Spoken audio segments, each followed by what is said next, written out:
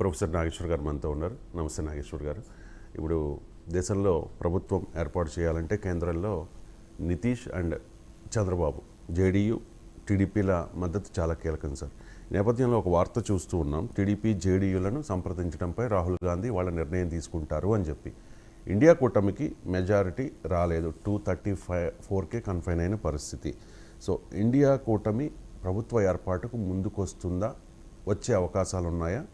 వస్తే అవకాశం ఉంటుందా? అంటే ఇండియా కూటమి ఉన్న 234 ఎంపీస్తో ప్రభుత్వం ఏర్పాటు చేయడం సాధ్యం కాదు. 272 ఉంటేనే సాధ్యమవుతుంది. సాధారణంగా ఒక ప్రీ పోల్ కోalition లేదా సింగిల్ లార్జెస్ట్ పార్టీ ఇది ఒక ఆర్డర్ ఉంటుంది. ఆ తర్వాతనే పోస్ట్ పోల్ కోalition, ముందు ప్రీ పోల్ కోalitionకు ప్రియారిటీ ఉంటుంది. బీజేపీకి 272 రాలేదు కనుక ఈ చర్చ మొదలైంది. బీజేపీకి 272 వస్తే అసలు ఈ చర్చే లేదు కదా. బీజేపీ 240 దగ్గర ఆగిపోయింది. సో బీజేపీకి 400 పార్ అది ఇది అన్నారు కానీ అది 272 దగ్గర ఆగిపోయింది. సో 272 బీజేపీకి లేవు కనుక, బట్ ఎన్డీఏకు ఉన్నాయి. మనం ఎన్డీఏ వేరు బీజేపీ వేరుగా చూడలేము. ఎందుకంటే ఎన్డీఏ అనేది ప్రీ పోల్ కోalition కనుక ఎన్నికలకు ముందు ఏర్పడిన సంకీర్ణం. అయితే మన రాజకీయాల్లో రాజ్యాంగంలో ఎక్కడ ఎన్నికల ముందు ఏర్పడిన సంకీర్ణ కూటమి నుంచి ఎన్నికల అనంతరము ఎవరు బయటికి రాకూడదు అని ఎక్కలేదు. సో రాజ్యాంగం ఎక్కడ బైండ్ చేయదు. అంటే ఒక పొలిటికల్ పార్టీకి ఉండే ఫ్రీడమ్ను, రైట్ను క్వశ్చన్ చేయదు. అందుకే మన దేశంలో పార్టీలు కూటమి నుంచి వస్తుంటాయి, పోతుంటాయి. ఇప్పుడు జేడీయూ ఎన్నిసార్లు వచ్చింది, ఎన్నిసార్లు పోయింది. ఎన్నికల్లో ఏ కూటమి ఏ పార్టీలతో కలిసి ఉన్నదో ఆ పార్టీలతో 5 ఏళ్ళు ఉందా, మధ్యలో రావడము బయటికి పోవడం చూసాం. తెలుగుదేశం పార్టీ 2014లో కలిసి పోటీ చేసి కూటమిగా వచ్చి 2018లో బయటకు వచ్చిన సందర్భం చూసాం. శిరోమణి అకాలీదళ్ 2019లో బీజేపీతో కలిసి పోటీ చేసి ఒక ఏడాది తిరగకముందే 2020లోనే బయటకు రావడం చూసాం. హర్యానాలో జననాయక జనతా పార్టీ ఎన్నికల తర్వాత బీజేపీతో కలిసింది, కానీ మళ్ళీ అసెంబ్లీ ఎన్నికలు ఇంకా త్వరలో ఉన్నాయి. ఈలోగా బీజేపీతో తెగదెంపులు చేసుకున్నది. సో ఇలా రాజకీయంగా కలిసి పోటీ చేసి కూడా విడిపోతారు, విడిగా పోటీ చేసి కూడా కలుస్తారు. ఇప్పుడు లాస్ట్ 5 yearsలో బిజు జనతాదళ్ బీజేపీతో కలిసి పోటీ చేయలేదు 2019లో, కానీ సపోర్ట్ చేస్తూ వచ్చింది. వైఎస్ఆర్ కాంగ్రెస్ కలిసి పోటీ చేయలేదు, కానీ సపోర్ట్ చేస్తూ వచ్చింది. సపోర్ట్ చేసేందుకు ఇద్దరు మునిగారు, బీజేపీతో పాటు వీళ్ళిద్దరు కూడా మునిగారు. సో అందువల్ల నాకు రాజకీయాల్లో రాజ్యాంగ రీత్యా కానీ ఎన్నికల చట్టాల రీత్యా కానీ ప్రీ పోల్ కోalitionలో ఉన్న భాగస్వామ్య పక్షాలు ఖచ్చితంగా కలిసి ఉండాలి అని కాన్స్టిట్యూషనల్ లీగల్ బైండింగ్ లేదు. మారల్గా ఎథికల్గా చూసినప్పుడు, పొలిటికల్గా చూసినప్పుడు కలిసి ఎన్నికలకు ప్రజల దగ్గరికి పోయారు కదా అంటే ఆ పాలిటిక్స్ను, మొరాల్స్ను, ఎథిక్స్ను మనం ఒక్కసారి మనకు అనుగుణంగానే వాదిస్తే లాభం లేదు కదా. మన నితీష్ కుమార్ ఎవరితో కలిసి పోటీ చేశాడు, ఎవరితో వెళ్ళి చేరాడు, ఇవన్నీ చూశాం కదా మనం. సో అందువల్ల రాజకీయాల్లో ఇప్పుడు శివసేన బీజేపీతో కలిసి పోటీ చేసి తర్వాత అటువైపు పోలేదా. సో ఇలా ఇటు అటు మారుతుంటారు కనుక ప్రీ పోల్ కోalition ఎన్డీఏలో ఉన్న జేడీయూ, తెలుగుదేశం పార్టీ, ఈ 2 పార్టీలకు కూడా వెరీ రీసెంట్ అడిషన్. ఇంట్రెస్టింగ్ ఏంటంటే మీకు NDA revised and enlarge edition launch అయి ఉండకపోతే ఇవాళ మోడీ ప్రైమ్ మినిస్టర్ కాలేడు. ఎందుకంటే నితీష్ కుమార్ ఇండియా కూటమి ఏర్పడేంత వరకు కూడా ఇండియా కూటమితో ఉన్నాడు. పాట్నాలోనే ఇండియా కూటమి తొలి సమావేశం జరిగింది. సో నితీష్ కుమార్ కనుక లేకపోతే, నితీష్ కుమార్ టీడీపీ ఎన్నికలకు ముందు దాదాపు ఎన్నికల నోటిఫికేషన్ వస్తున్న తరుణంలో కలిసింది. అంటే ఈ ఇద్దరు రీసెంట్ అడిషన్ లేకపోతే ఇలా మోడీ ప్రైమ్ మినిస్టర్గా ఉండే అవకాశమే లేదు వీళ్ళిద్దరు. అందువల్ల ఈ 2 పార్టీలు వెరీ రీసెంట్ అడిషన్ కనుక ఇప్పుడు వీళ్ళిద్దరూ కనుక బయటికి వస్తే ఆ గవర్నమెంట్ ఫామ్ చేయడానికి బీజేపీకి అవకాశం ఉండదు, ఇండియా కూటమికి అవకాశం ఉంటుంది. అందువల్ల ఆ ఆప్షన్ బహుశా ఎక్స్ప్లోర్ చేస్తున్నట్టుగా కనబడుతుంది. నిన్న చంద్రబాబు నాయుడు విలేకరుల సమావేశం పెడతారు అన్నారు, అది క్యాన్సిల్ అయినట్టుంది నాకు గుర్తున్నంత వరకు. నిన్న నేషనల్ ఛానల్స్లో పెద్ద డిబేట్ అది. చంద్రబాబు నాయుడు మీడియాతో మాట్లాడలేదు అంటే సంథింగ్ ఈజ్ హ్యాపెనింగ్ అని. ఎందుకంటే దానిపైన అభిషేక్ సింగ్ మాన్వి లాంటి వాళ్ళు కూడా వాళ్ళు మాట్లాడినటువంటి మాటలు అనుమానాలకు రేకెత్తించాయి. జాతీయ మీడియా కథనాల ప్రకారం అయితే శరద్ పవార్ ఇప్పటికే చంద్రబాబు నాయుడుతో మాట్లాడాడని, ఇండియా టుడేలో అయితే మధ్యాహ్నమే వచ్చింది, ఒక సీనియర్ లెఫ్ట్ లీడరు చంద్రబాబు నాయుడుతో మాట్లాడాడు అని. సో ఇలా కథనాలు వస్తున్నాయి. శరద్ పవార్ అటు నితీష్ కుమార్తోనూ ఇటు చంద్రబాబు నాయుడుతో ఇద్దరితోనూ మాట్లాడాడు. ఈ రెండు పార్టీలు గనక ఎన్డీఏ నుంచి మేము బయటికి వస్తాం, ఆంధ్రప్రదేశ్కు ప్రత్యేక హోదా, బీహార్కు ప్రత్యేక హోదా, ఇలాంటి డిమాండ్లు ఉన్నాయి. సో అది గనక వీళ్ళు చేరడంలో కూడా నితీష్ కుమార్కి మోడీ పైన ప్రత్యేక ప్రేమ లేదు, అందరికీ తెలుసు. అసలు మోడీతో కలిసి స్టేజ్ కూడా పంచుకొని అన్న నాయకుడు నితీష్ కుమార్. చంద్రబాబు నాయుడు పట్ల కూడా బీజేపీ జాతీయ నాయకత్వం ఎన్నికలకు ముందు వ్యవహరించిన తీరు చూసాం.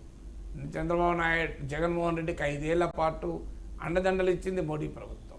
చంద్రబాబు నాయుడు లాంటి సుదీర్ఘ రాజకీయ చరిత్ర ఉన్నటువంటి నాయకుడిని ఎన్నిసార్లు ఢిల్లీకి పిలిపించుకున్నారో మనం చూసాం. అసలు అమిత్ షా అపాయింట్మెంట్కు, మోడీ అపాయింట్మెంట్కు చంద్రబాబు నాయుడు ఢిల్లీలో ఎన్ని రోజులు ఆగాల్సి వచ్చిందో చూసాం. లోకేష్ అమిత్ షా అపాయింట్మెంట్కి ఎన్ని రోజులు ఆగాలో చూసాం. సో ఇవన్నీ కూడా చూసాం. అయినా తెలుగుదేశం ఇవన్నీ భరించి ఓర్చుకొని గరళాన్ని కూడా మింగి తన రాజకీయ లక్ష్యాన్ని ముద్దాడడం కొరకు వ్యవహరిస్తూ వచ్చింది. నిజంగానే దాని ఫలితం కూడా ఇవాళ వచ్చింది. అందువల్ల ఇవన్నీ కూడా తెలుగుదేశం ఒక హ్యూమిలియేషన్ ఎదుర్కొని బీజేపీతో కలిసి, బీజేపీ నాయకులు చివరి నిమిషం వరకు మా దగ్గరికి టీడీపీ వచ్చింది, టీడీపీ వెంపర్లాడుతోంది, స్వరాజ్ స్టేట్మెంట్ని చూసాం, మాతో పొత్తుకు టీడీపీ వెంపర్లాడుతోంది. ఇలా 1% ఉన్న భారతీయ జనతా పార్టీ ఒక రకంగా టీడీపీని ఆడించుకుంది. ఇవన్నీ మరి చంద్రబాబు నాయుడు మనసులో ఎక్కడో కానీ ప్రభావం ఉంటుంది కదా. సో అన్నేళ్ళ అనుభవం ఉన్నటువంటి నాయకుడు ఇప్పుడు అనూహ్యంగా ప్రతి మనిషిని ఎప్పుడు కూడా మనము తక్కువ అంచనా వేయకూడదు.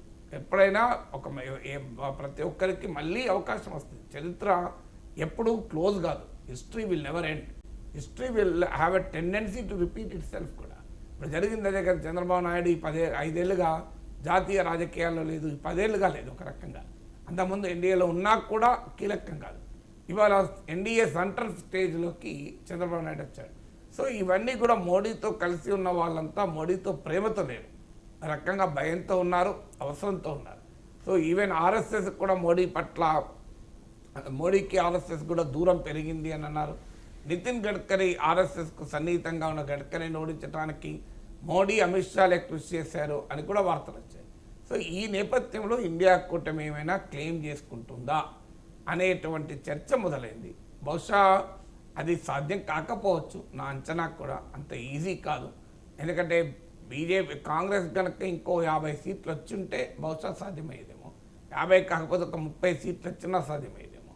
కానీ ఇప్పుడున్న ప్రాక్టికల్గా ఉన్నటువంటి పొందికలో సాధ్యం కాదు. బట్ డెఫినెట్గా ఒక పాసిబిలిటీని అయితే ఎక్స్ప్లోర్ చేస్తారు. అది ఇప్పుడే కాదు, ఇంకా 6 నెలలకైనా 1 ఇయర్కైనా. ఎందుకంటే ఈ బీజేపీతో కలిసి ఉన్న పక్షాలకు కూడా ఒక అనుమానం ఉంది. బీజేపీతో కలిసి ఉంటే మా పరిస్థితి ఏంటి అని. ఎందుకంటే ఈ అనుమానం దేశంలో బీజేపీ మిత్రపక్షాలందరికీ వచ్చింది. మీరు హిస్టరీ కశ్మీర్ నుంచి తీయండి. పీడీపీ నాయకురాలు మహబూబా ముఫ్తీ బీజేపీతో కలిసి 3 ఏళ్ళు అధికారంలో ఉంది. ఇవాళ ఓడిపోయినట్టుంది లోక్సభకు కూడా. మహబూబా ముఫ్తీ అడ్రస్ లేకుండా పోయింది కదా. తర్వాత మీకు మాయావతి బీజేపీతో ఒక దశలో కలిసింది, ఇప్పుడు ఏమైంది, అడ్రస్ లేకుండా పోయింది కదా. అలాగే మీకు హర్యానాలో, మీకు మహారాష్ట్రలో ఏక్నాథ్ షిండే, అజిత్ పవార్ వర్గాలు. మీకు శివసేన బీజేపీతో కలిసింది, ఏమైంది, శివసేన ముక్క చిక్కలైంది. జేడీయూ బలహీనపడింది, లోక్ జనశక్తి party బలహీనపడింది, ADMK బలహీనపడింది. So Biju Janata Dal, YSR కాంగ్రెస్లు ఈ 2 పార్టీలు ఎన్డీఏలో లేకపోయినా ఎన్డీఏలో ఉన్నట్లుగానే వ్యవహరించాయి. వాళ్ళ పరిస్థితి ఏంటి, 2 పార్టీలు అడ్రస్ లేకుండా పోయాయి. సో అందువల్ల బీజేపీతో కలిసి ఉంటే మనం బలహీనపరుస్తారు, మనం దెబ్బతీస్తారు అనేది హిస్టారికల్గా కనబడుతున్నటువంటి లెక్క ఇది. మనం ఒక్క చోట అకాలీదళ్ బీజేపీతో 24 ఏళ్ళు కలిసి ఉన్నారు. ఇవాళ అకాలీదళ్ పరిస్థితి ఏంటి? అందువల్ల ఇంత దేశవ్యాప్తంగా జరుగుతున్నప్పుడు మిత్రపక్షాల పట్ల వైఖరి ఇలా ఉంటుంది అన్నప్పుడు మరి మనకు బీజేపీ కన్నా కాంగ్రెస్లో ఉంటే ఇంకా లిబరల్గా ఉంటుంది. మన అనుకున్న డిమాండ్లు సాధించడం సులభం అవుతుంది. మోడీ లాంటి వారితో వ్యవహరించడం కష్టమవుతుందని కనుక ఎన్డీఏలోని పక్షాలలో కీలకమైన నితీష్ కుమార్ కానీ చంద్రబాబు నాయుడు కానీ అనుకుంటే then that is a big possibility. ఎందుకంటే నితీష్ కుమార్ కాంగ్రెస్తో కలిసిన వాడే, చంద్రబాబు నాయుడు 2018లో బీజేపీ నుంచి విడగొట్టుకున్న తర్వాత వెళ్ళి కాంగ్రెస్ నాయకులతోనే కదా చంద్రబాబు నాయుడు కలిసింది. సో అందువల్ల ఈ పరిణామాల్ని కొట్టిపారేయలేం, బట్ వెరీ వెరీ డిఫికల్ట్.